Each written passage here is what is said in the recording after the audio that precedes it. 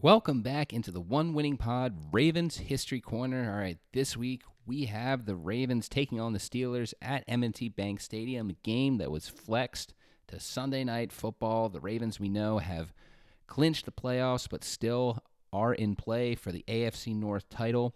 So they need this win to keep, assuming that the Bengals are able to beat the Bills to keep pace with the Bengals. We'll see. That'll be a tough game for Cincinnati as well as for Buffalo, but Cincinnati's been red hot lately. I know the other guys on the pod think that Cincinnati might be faltering, and we'll see. I certainly hope so, but I don't know if there's many teams hotter than Cincinnati in the NFL right now. But look, this week we got the Steelers. Ravens just got to focus at what's in front of them, what they control. They win this game, they will be able to take on Cincinnati for the division title this year. And what better way to beat the Steelers than at home on primetime football? We've had plenty of great games between the Ravens and the Steelers in primetime. It feels like it's almost every season that we get at least one night game between these two. And that's what we're going to look back on this week. We're going to look back at the top 5 games in Ravens history where the Ravens won a night game victory against the Steelers. There's a lot of them. Huge rivalry. Obviously, the Steelers have gotten the Ravens sometimes in these circumstances in games that were very good, very entertaining to watch, heartbreakers for you if you're a Ravens fan, but the Ravens have gotten the Steelers plenty of times as well. And we're going to look back at those games, starting with Week 17 matchup in 2003. The Ravens would win this one 13-10 in overtime. Now, if you remember this game, this was the game where Jamal Lewis went into the game. He had a shot to break Eric Dickerson's all-time rushing total in a single season by a running back. And Lewis, he had a shot. It was within a amount of yards that he could get, and started out the game really good. He rushed and got to 2,000 yards early on in the first quarter, and then right when he hit 2,000, the next play after that, Jamal rushed the ball right into the end zone for a touchdown. It was, we should say, a fireworks explosion to celebrate crossing the 2,000-yard mark for Jamal Lewis. An incredible feat for him, especially considering just all the men he was seeing in the box that year with how atrocious the Ravens' passing attack was that year. And, you know, unfortunately for Jamal, he did not break the single season. He did, at the time, reach to be the second all-time rusher in NFL history for a single season. Couldn't break Dickerson's record, though. But for that alone, him breaking 2,000 in that game puts it on this list. Maybe would be a slot or two higher if not for the fact that the next week the Ravens would just come out and be just completely lifeless against Tennessee. Jamal Lewis in particular would really struggle in that game. Brian Billick afterwards, whether fairly or unfairly, would get criticized for his decision to go for the record rather than to rest the players and focus on the playoffs instead. Who knows if the outcome would have been any different in that case?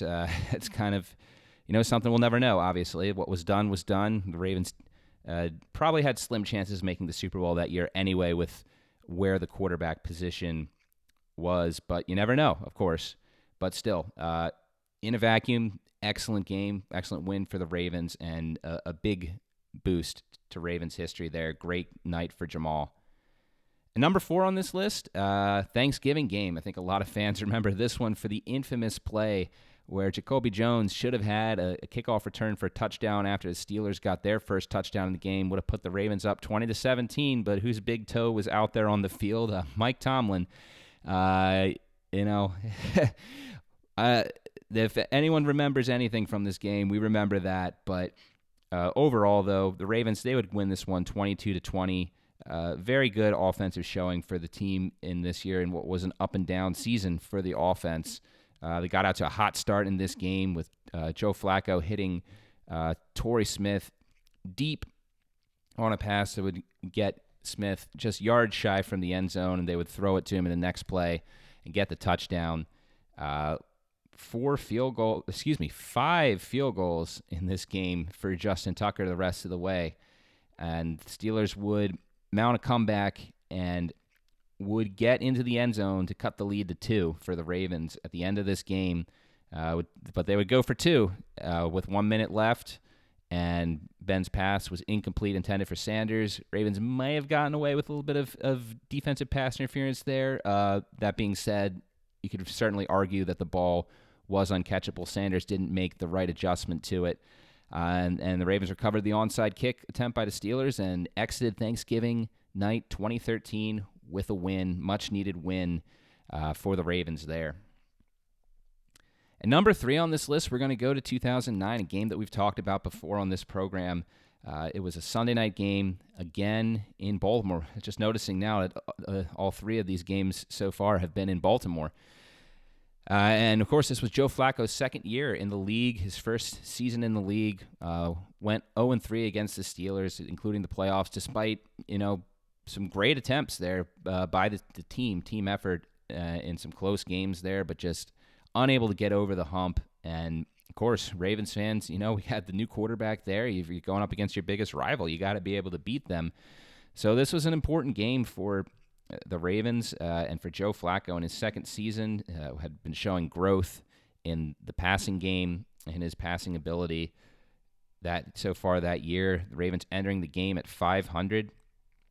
The Steelers at 6-4. And the Ravens would get out to a quick lead in this one.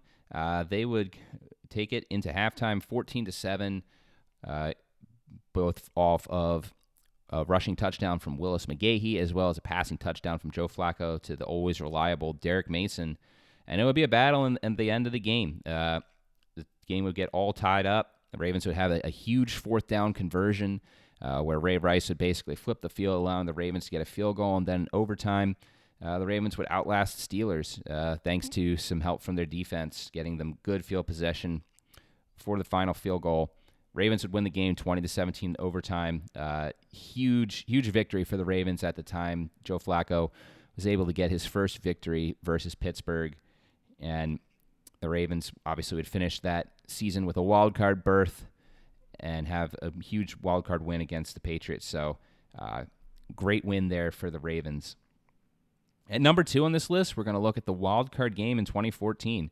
The Ravens would win this one 30-17. This was a big one because we know that the Ravens, they'd played the Steelers a couple times in the postseason, 3 to be exact, and the Steelers had won all 3 of them. All 3 of those games had been in Pittsburgh, and this one was as well. But the home field advantage didn't help Pittsburgh this time. The Ravens, after what would be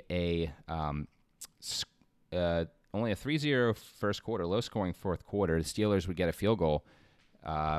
Very early on in the second quarter, Bernard Pierce would rush for a 5-yard touchdown. It would put the Ravens up 7-3, and they just wouldn't look back. The Ravens would take a very slim lead, 10-9 into the half, but after that, the Ravens defense clamped down, and the Ravens offense led some methodical long drives to just put the Steelers away. You had Torrey Smith catching a touchdown pass from Joe Flacco, as well as Crockett Gilmore. You have another Justin Tucker field goal, 52-yarder, and just the Steelers offense just not able to do anything at all in the second half. And the Ravens were able to come out of this one winners in the wild card round against the Steelers. First time defeating the Steelers in Pittsburgh in the playoffs, and so far, the only time in franchise history to date, as these two franchises haven't met in the postseason since this game. But huge win for the Ravens. Arguably, you could put it at number 1, but I think for number 1, you got to do Week 9 in 2011. You guys know what game that is. Sunday Night Football, the infamous game, the famous game, Joe Flacco to Torrey Smith, that final drive, that catch. Man, I don't need to tell you anything else. You know all that game. It has to be the best win that the Ravens have had against the Steelers in a night game. Even better that it was in Pittsburgh in front of their home crowd, especially after it seemed like the Steelers had that game wrapped up. But, Joe Flacco, credit to him. With ice in his veins, he put together a great drive, throwing to Anquan Bolden, Dennis Pitt, and, of course, Torrey Smith at the end. Excellent win that really, I feel like, that was where the clutch Flacco was really born, and that would eventually translate to that Super Bowl, that huge Super Bowl playoff run, Super Bowl win the next season. So has to be number one on the list, in my opinion. All right, and that's the list. Just to recap, the top primetime wins versus the Steelers in Ravens history. You got number 5, Week 17 in 2003. Number 4, Week 13 in 2013. Number 3, Week 12 in 2009. Number 2, the wild card game in 2014. And number 1, Week 9 in 2011. Hopefully, the Ravens are able to get a win here in this game, and that could rival some of the wins that we have on this list already and set up what will be an excellent game to end the season versus Cincinnati for the AFC divisional crown. That's going to be awesome to see if the Ravens are able to do that, and hopefully we can get that win. It'd be a great way to end the regular season. All right, that's all for this week. It's a reminder, if you like this content, feel free to subscribe to our YouTube channel as well as our podcast for great Ravens content all season long.